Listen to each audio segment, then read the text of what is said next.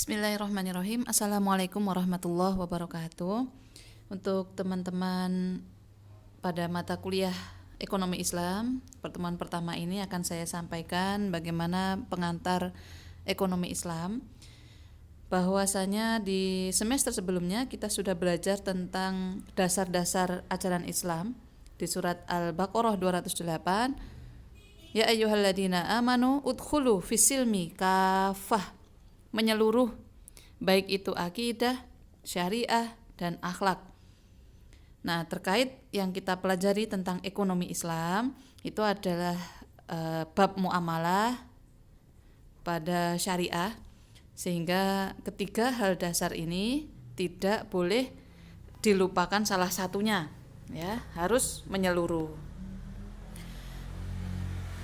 Pertama saya sampaikan tentang ekonomi konvensional yang memiliki pengertian bahwasanya ilmu yang mempelajari usaha manusia untuk mengalokasikan dan mengelola sumber daya alam yang terbatas untuk memenuhi keinginan yang tidak terbatas. Keinginan, ya. Nah, di sini keinginan itu adalah cenderung kepada hawa nafsu yang tidak memiliki batas. Nah, itulah pengertian dari ekonomi konvensional. Dan di dalam ekonomi itu selalu ada permasalahan. Nah, permasalahan ekonomi pada konvensional adalah kelangkaan. Kenapa? Karena sumber daya alamnya terbatas untuk memenuhi keinginan manusia yang tidak terbatas. Maka itulah muncul masalah ekonomi berupa kelangkaan. Berikutnya dalam ekonomi Islam, pengertiannya adalah ilmu yang mempelajari usaha manusia untuk alokasi sumber daya alam yang tidak terbatas untuk memenuhi kebutuhan need yang terbatas dan mencapai falah. Ya, falah itu kesejahteraan di dunia dan di akhirat berdasarkan prinsip Al-Quran dan As-Sunnah. Berbeda dengan ekonomi konvensional, ekonomi Islam tidak membahas want atau keinginan, tetapi kebutuhan yang sifatnya terbatas. Kenapa terbatas? Saya ibaratkan, misal kita sarapan. Selapar-laparnya kita sarapan, pasti terbatas. Misalnya 2 piring atau 3 piring. Tidak mungkin ya, kemudian 10 piring kita makan habis atau tidak terbatas. Nah, itulah yang dimaksud dengan kebutuhan, itu sifatnya terbatas. Nah, di dalam ekonomi Islam ini ada masalah perekonomian. Masalahnya adalah distribusi. Ya, kenapa distribusi?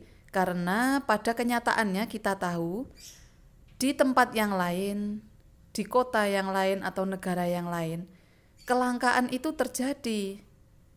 Ya, kenapa kok bisa terjadi? Katanya sumber daya alam tidak terbatas. Nah, hal ini terjadi karena ada masalah distribusi. Jadi ada tempat yang berlimpah, kemudian ada tempat yang kekurangan, sehingga muncul kelangkaan itu disebabkan karena permasalahan distribusi. Itulah mengapa di ekonomi Islam, ya, nanti ada bahasan tentang distribusi terkait zakat, infak, sedekah. Nah, gitu. Dan sumber daya alam yang sifatnya tidak terbatas ini adalah dari firman Allah juga yang menyatakan bahwa Allah memberikan kecukupan tentang kebutuhan manusia berupa sumber daya alam, sehingga tidak mungkin Allah itu salah dalam menciptakan, salah dalam menyediakan kebutuhan-kebutuhan manusia.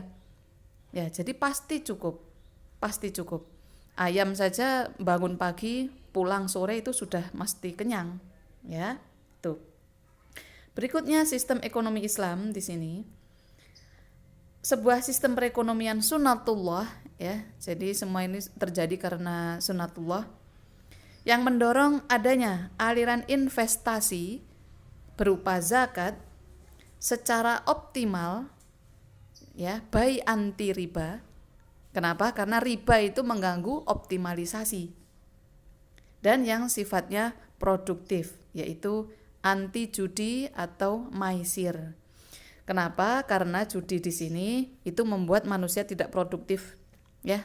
Sudah kita ketahui, misal orang sudah terlanjur nyemplung, suka main judi, pasti hidupnya akan malas-malasan. Nah, ilmu ekonomi dalam perspektif Islam adalah lebih kepada sudut pandang. Penjelasannya begini, jika kita melihat aktivitas ekonomi di pasar, jual beli, maka kita akan melihat hal yang sama yang terjadi pada perekonomian konvensional maupun perekonomian Islam. Yang membedakan apa? Sudut pandang. Misalnya yang dijual apa? Halal atau haram. Kemudian misalnya ada ayam, sapi, kambing, menyembelihnya dengan bismillah apa tidak?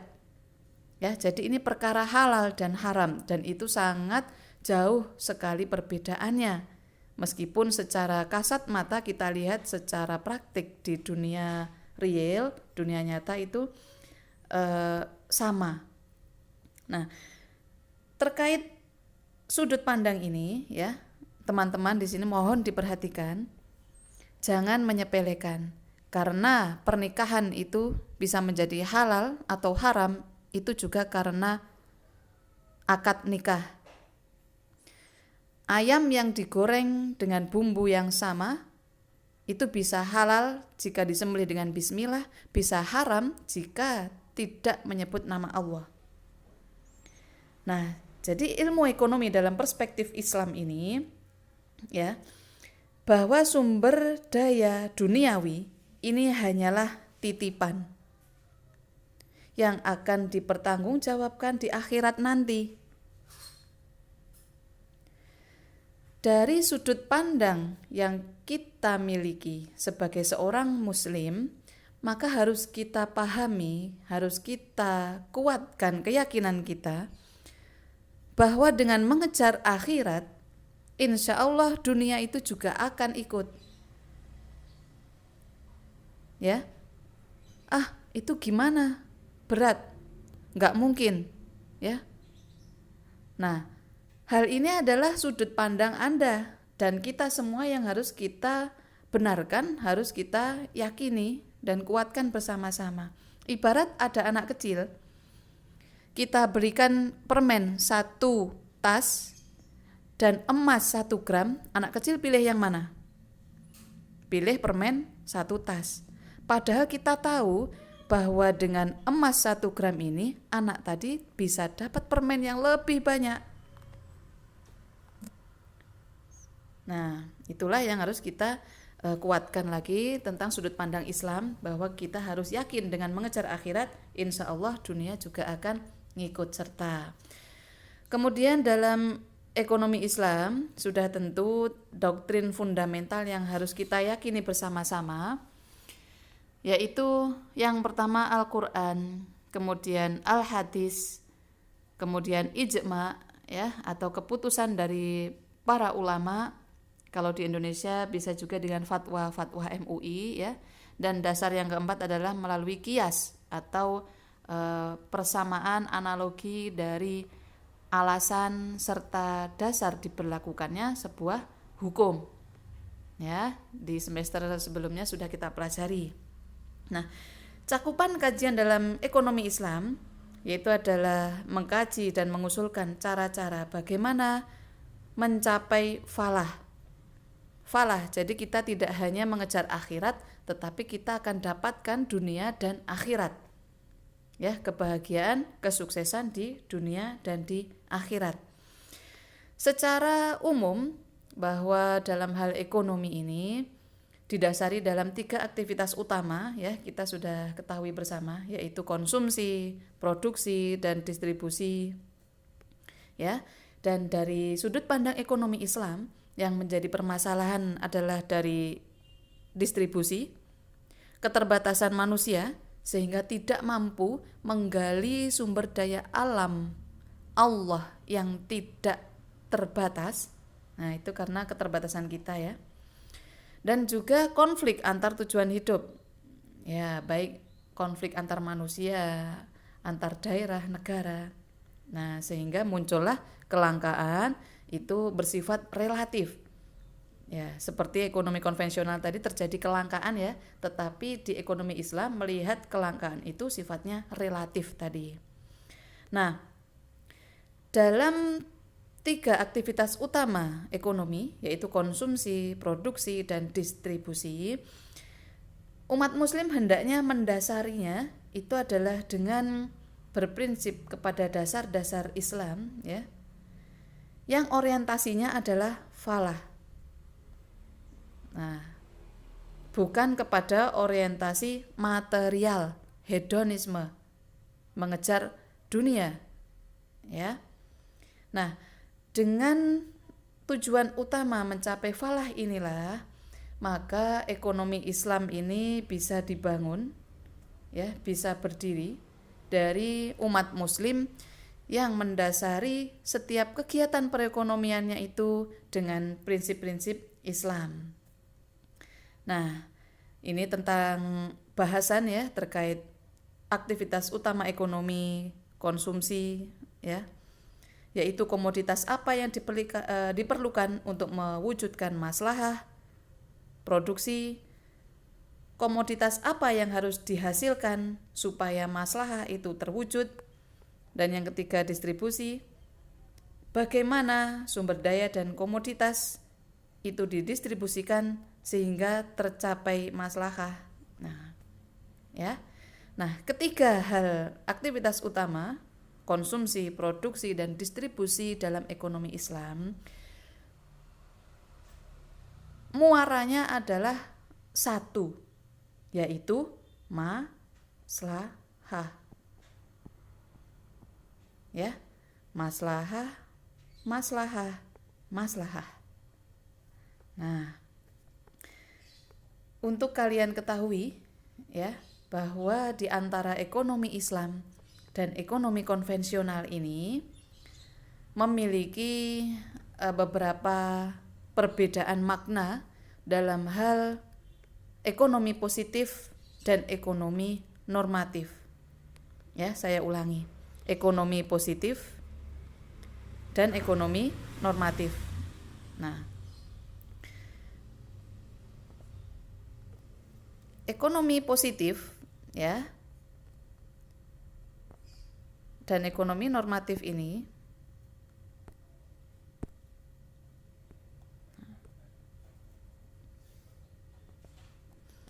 memiliki pengertian bahwa ekonomi yang terjadi pada kenyataannya, ya, saya ulangi,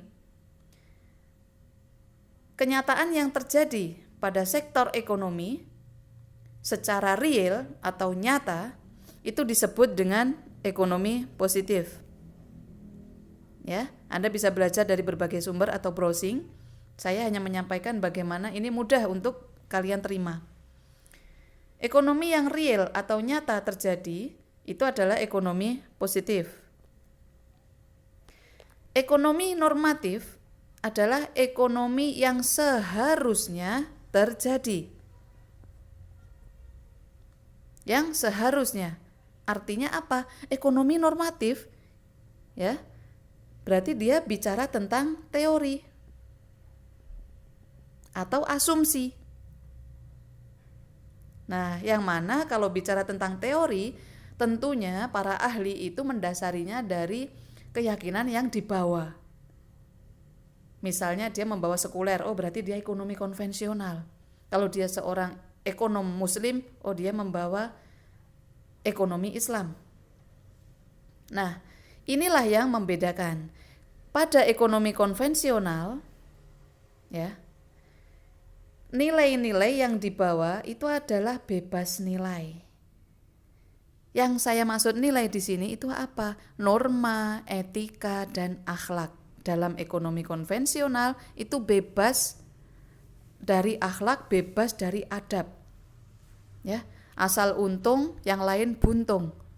Asalkan kita sukses, yang lain disikut, ditendang, ya, dikeluarkan dari persaingan, dari pasar. Nah, itu namanya bebas nilai, tidak mengedepankan etika dan akhlak.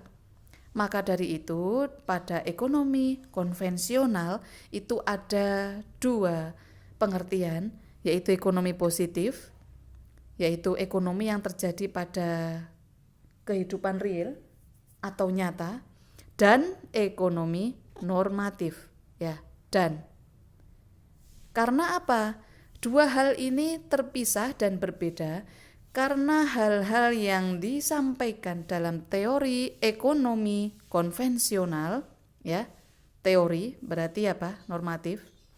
Itu tidak sesuai dengan ekonomi positif yang nyata terjadi. Misalnya apa? Banyak ya kita temui para ekonom dunia mengatakan tentang inflasi, mengatakan tentang kesejahteraan, mengatakan tentang distribusi dan bantuan sumber daya alam. Tetapi pada teori saja, kenyataan yang terjadi pada kehidupan ekonomi yang dihadapi, yang kita lalui saat ini, itu tidak sesuai dengan teori para ekonom. Ya, jelas ya? Nah, berbeda dengan ekonomi Islam. Kaya akan nilai, ya, bervalue add, bernilai tambah, sehingga dalam setiap aktivitas kehidupan ekonomi itu selalu mengedepankan adab, akhlak, etika, dan norma Islam. Tidak boleh serakah mendapatkan keuntungan yang sangat besar, kemudian tidak peduli kepada pesaing kita, ya, pedagang yang lainnya, ya, itu tidak boleh seperti itu. Sehingga dalam istilah di ekonomi Islam, ekonomi positif dan ekonomi normatif ini tidak ada perbedaan, ya, sama dengan. Artinya apa?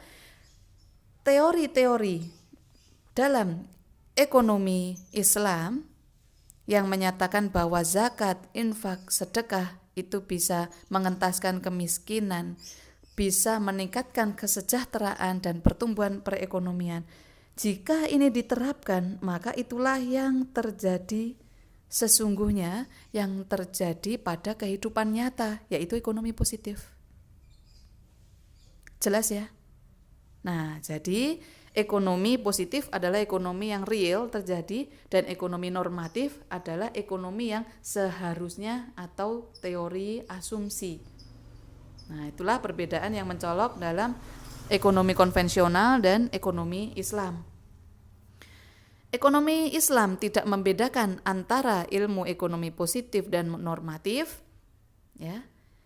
Sehingga setiap permasalahan ekonomi, ya, itu bisa dijelaskan dan bisa diselesaikan dengan beberapa asumsi atau teori, ya, sesuai dengan ekonomi Islam.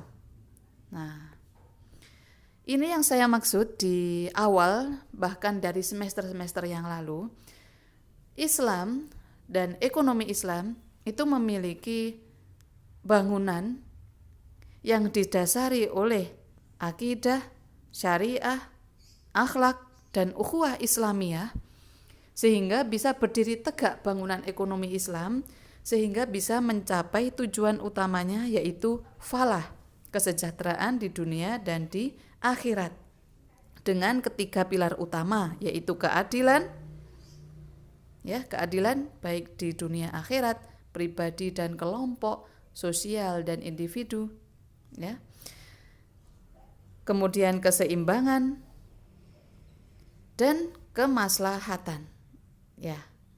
Yang tadi kita bicara tentang 3 aktivitas utama ekonomi Islam, tentang konsumsi, produksi, dan distribusi, juga membahas terkait kemaslahatan. Nah, itu harus yang dipikirkan dalam ekonomi Islam. Jadi misal kita berdagang, dagang apa yang membawa maslahat bagi banyak orang? Ya, kalau kita mengkonsumsi, nah kita belanja-belanja, beli-beli, ini mendatangkan masalah atau tidak? Ya, jadi jangan tergoda hawa nafsu sehingga mengedepankan keinginan, ya, bukan kebutuhan. Ya, padahal secara kebutuhan kita sudah cukup, maka kelebihan yang kita miliki hendaknya disedekahkan atau dizakatkan. Nah, itulah adalah ekonomi Islam. Baik, secara materi sudah saya sampaikan, dan sebagai penutup Anda bisa menyimpulkan sendiri, dan saya harap Anda bisa menulis kesimpulan di kertas catatan Anda sendiri, bahwa dalam ekonomi konvensional dan ekonomi Islam itu memiliki pengertian dasar yang sangat berbeda, yaitu ekonomi konvensional sumber daya alam itu sifatnya terbatas untuk memenuhi keinginan yang sifat manusianya tidak terbatas.